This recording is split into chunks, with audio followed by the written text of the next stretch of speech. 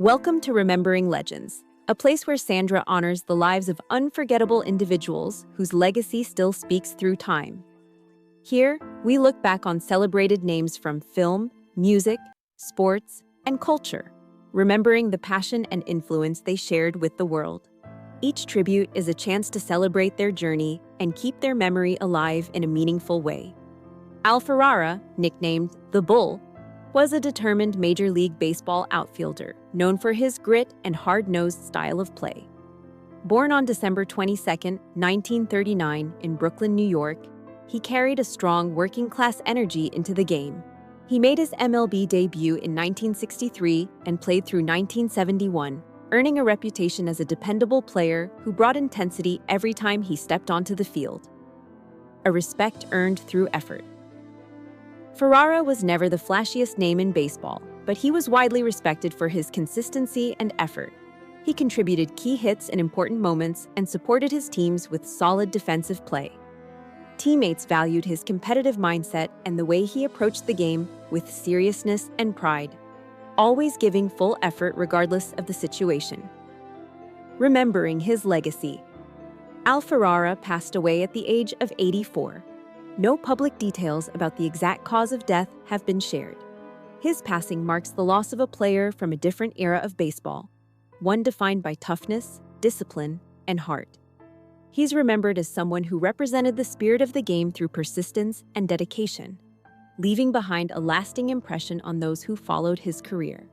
McCoy, born Alan Leonard McCoy on April 26, 1933 in Iowa, became one of the most recognizable voices in American basketball broadcasting.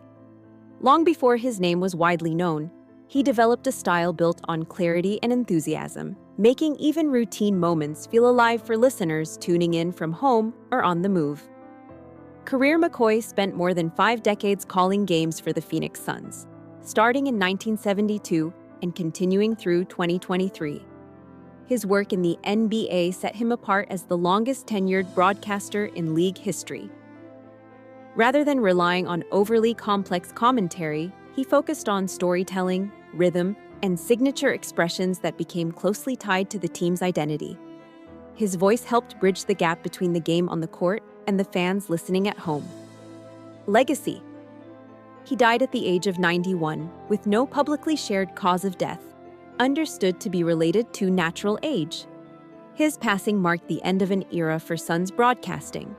Still, his influence continues through archived calls, highlights, and the memories of generations of fans who grew up with his voice as part of their basketball experience. Broadcaster whose work helped shape modern British radio. From an early age, she showed a strong interest in music and storytelling, which later became the foundation of her long and influential career in media. Breaking barriers in radio and television. In 1970, she made history as the first female presenter on BBC Radio 1, stepping into a space that had been overwhelmingly male-dominated. Her presence marked a significant shift in broadcasting culture. She later became the first woman to present the Old Grey Whistle test on television, where she introduced audiences to new and alternative music, earning respect for her calm, informed, and engaging presenting style. A lifelong champion of music. Throughout her career, Nightingale became known for her deep understanding of music and her ability to connect listeners with emerging talent. She had a genuine passion for discovering new sounds and supporting artists, helping shape the musical tastes of several generations while maintaining a trusted and distinctive voice in broadcasting. Legacy and remembrance. Nightingale passed away in London at the age of 83 after a short illness. She's remembered as a true trailblazer who opened doors for women in media and left a lasting impact on British music and broadcasting history. There have been circulating posts suggesting that actor Ed Bernard has passed away in Los Angeles at the age of 86, but there is no confirmed or reliable information to support this claim. In situations like this, it's important to be cautious, as false reports about public figures can spread quickly online. Ed Bernard is still recognized as a respected American actor whose work continues to be appreciated by audiences familiar with classic television and film. Career in television and film. Ed Bernard built a steady and memorable career in American entertainment. particularly in television during the 1970s and 1980s. He is widely remembered for his role in the series Policewoman, where he portrayed Detective Joe Stiles with a calm, grounded presence that added depth to the show's storytelling. He also appeared in popular series such as The White Shadow and Hardcastle and McCormick, often playing dependable supporting characters that brought realism to each production. Film contributions and legacy. On the big screen, Bernard contributed to notable films including Shaft, a landmark in 1970s cinema. While many of his roles were supporting, his performances were consistently solid and authentic, helping shape the tone of every project he joined. His career reflects the value of steady character actors in television and film history, leaving behind a body of work that continues to be remembered with respect. Eric Dane, born on November 9, 1972, is an American actor widely known for his work in television and film. Over the years, he has built a strong presence in Hollywood, earning attention for both his performances and his ability to bring emotional depth to complex characters. Career and breakthrough role. He gained widespread recognition for his role in Grey's Anatomy, where he became a familiar face to audiences around the world. His performance helped shape one of the show's most memorable character arcs. Beyond this, he has appeared in several other film and television projects, showing range across drama and action roles. Personal life and strength. Away from the screen, Dane is often described as deeply committed to his family. He has spoken in interviews about the importance of balancing work with his responsibilities as a father. Over time, he has also been open about facing personal and professional challenges, meeting them with persistence and focus rather than public attention. Legacy and ongoing work. Despite occasional rumors online, Eric Dane is alive and continues to remain active in the entertainment industry. He's also expected to appear in upcoming projects, including Euphoria Season 3. His career reflects resilience, consistency, and a lasting impact on modern television storytelling. Rick Harrison's story does not begin with fame or fortune, but with instability, movement, and constant change. Born on March 22, 1970, in Lexington, North Carolina, he entered a life shaped by discipline and disruption. His father, Richard Harrison Sr., a strict Navy man, believed in endurance over comfort, structure over emotion.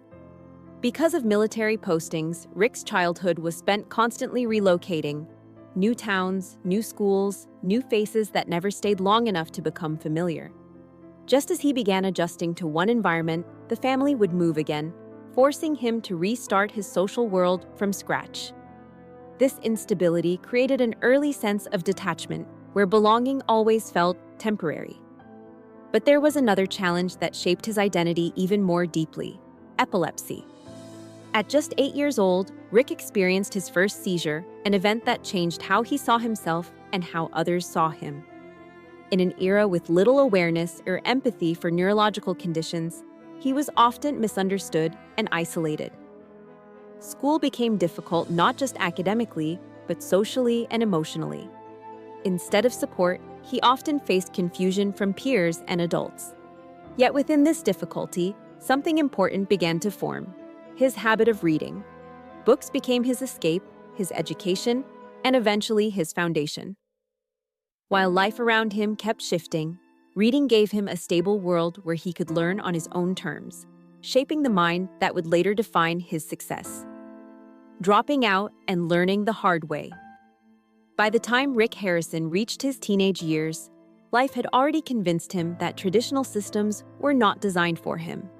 Settling in Las Vegas, a city known for risk and reinvention, he saw both opportunity and illusion in equal measure. School, however, offered him neither.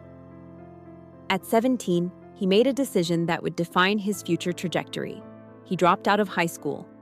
To outsiders, it looked like failure. To Rick, it was a rejection of a system that had never truly supported him in the first place. Instead of continuing down a conventional academic path, Rick entered the working world under the guidance of his father. This was not an easy transition. It meant long hours, physical labor, and learning everything through experience rather than instruction. But it also meant something more valuable: real-world education. He began absorbing lessons about people, value, negotiation, and survival. Every interaction became a classroom. Every mistake became data. In a city built on risk and reward, Rick started developing instincts that no textbook could teach. What he lacked in formal education, he began replacing with observation, patience, and a growing understanding of how people assign value to things, and to each other. The pawn shop that built a future. In 1988, Rick's father opened the gold and silver pawn shop on Las Vegas Boulevard. It was not a glamorous business. The area was rough, the customers often desperate, and success far from guaranteed. For Rick, however, it became the most important classroom of his life. Standing behind the counter, he was exposed daily to stories hidden inside objects. Family heirlooms, forgotten antiques, items sold in moments of financial crisis. Each transaction carried emotion, history, and negotiation. Rick quickly learned that pawn business was not just about objects, but about people. Understanding motivation became just as important as understanding value. He studied coins, art, weapons, and collectibles with obsessive focus, teaching himself what they were truly worth and why. Over time, his reputation for knowledge and fairness began to grow. Customers trusted him not just to make deals, but to tell the truth about what they had. At the same time, his personal life was evolving. He married young and became a father, welcoming his sons Corey and Adam. But balancing family life with a struggling business proved difficult. Long hours and financial pressure strained his first marriage, which eventually ended. Despite this, Rick remained committed to both his work and his children, determined not to repeat the instability he experienced in his own childhood. The pawn shop was no longer just a job. It was becoming the center of his entire existence. Struggles, reinvention, and second chances. As the years passed, the pawn shop slowly stabilized. Rick's growing expertise turned the business into something more reliable, but success was never immediate or guaranteed. He faced constant financial pressure, uncertain markets, and the emotional toll of rebuilding both a career and a family structure. A second marriage brought temporary stability, and another son, Jake. But the demands of work continued to dominate his life. Despite personal challenges, Rick's knowledge and reputation continued to expand. He became known locally as someone who could accurately assess rare and unusual items. This ability set the foundation for what would eventually become something far greater than a small family business. The pawn shop was no longer just surviving. It was developing a unique identity built on expertise and authenticity. But even as professional progress continued, Rick's personal life remained complex. Relationships shifted, responsibilities multiplied, and the balance between ambition and presence at home became increasingly difficult to maintain. Like many people driven by survival and success, he was building something meaningful in the public eye while quietly sacrificing time that could never be recovered in private life. The rise of a television phenomenon. In 2009, everything changed when the gold and silver pawn shop became the setting for a new television series, Pawn Stars. The show was unexpected in every way. It was not built on drama or scripted conflict, but on real transactions and real people. Yet that authenticity became its greatest strength. Rick Harrison quickly became the central figure of the show. His calm negotiation style, deep historical knowledge, and ability to assess value under pressure made him instantly recognizable. Alongside his father and son Corey, he formed a dynamic that felt both professional and personal. Viewers connected not just with the deals, but with the relationships behind them. The show became a massive success, turning the pawn shop into a global tourist destination. Millions watched as everyday objects were transformed into stories of history and value. Rick, once a high school dropout struggling in a small business, was now a nationally recognized figure. His success represented a version of the American dream built not on privilege, but persistence. However, fame brought its own challenges. The line between real business and entertainment became increasingly blurred. The shop became both workplace and filming location, creating pressure that affected daily operations. At the same time, public attention brought scrutiny, criticism, and constant evaluation of every decision made on screen. What had once been a simple family business had become a global brand, and with it came expectations that were difficult to manage: family, distance, and personal cost. As Pawn Stars grew, so did the distance between Rick and certain aspects of his personal life. His sons, particularly Corey, became part of the business and television world, continuing the family legacy. But the demands of production and constant work meant that family life often existed in the background rather than the foreground. Rick has acknowledged over time that success came with personal cost. Long hours and relentless responsibility meant missing everyday moments that define relationships. While he provided stability and opportunity, emotional presence was often limited by circumstance. This is a common tension in lives built around ambition: being physically present in a space but mentally occupied by responsibility elsewhere. Despite this, the family remained connected through the business itself. The pawn shop became both workplace and shared identity, binding them together even as pressures pulled them in different directions. Success did not erase struggle, it simply changed its shape. Loss, grief, and perspective. Later years brought challenges that no success could shield against. The death of Rick's father in 2018 marked a profound emotional turning point. The man who had built the foundation of the pawn shop was gone, leaving behind both legacy and absence. For Rick, it was not just the loss of a parent, but the loss of a guiding presence that had shaped his entire life. Years later, another devastating event struck the family with the death of his son Adam in 2024. This loss brought a level of grief that no professional achievement or public recognition could soften. It shifted Rick's perspective in a deeply personal way, reminding him that time is the only resource that cannot be negotiated or replaced. These experiences reshaped how he viewed success, legacy, and responsibility. Work remained important, but presence and relationships gained new weight. The meaning of success became less about expansion and more about connection. A life measured beyond fame. Today, Rick Harrison remains behind the same counter where his journey began. The gold and silver pawn shop continues to operate, and Pawn Stars remains part of television history. His name is recognized globally, and his financial success reflects decades of work and persistence. But the more complete story of Rick Harrison is not measured in television ratings or business value. It is measured in endurance through illness, in rebuilding after failure, in navigating fame, and in surviving personal loss. His life reflects both achievement and cost, success and sacrifice. What remains most defining is not what he built, but how he built it. Through observation, resilience, and an unwillingness to accept limitation as final. His story is ultimately not about sudden success, but about decades of quiet persistence behind a counter where every object had a price, but not every loss did.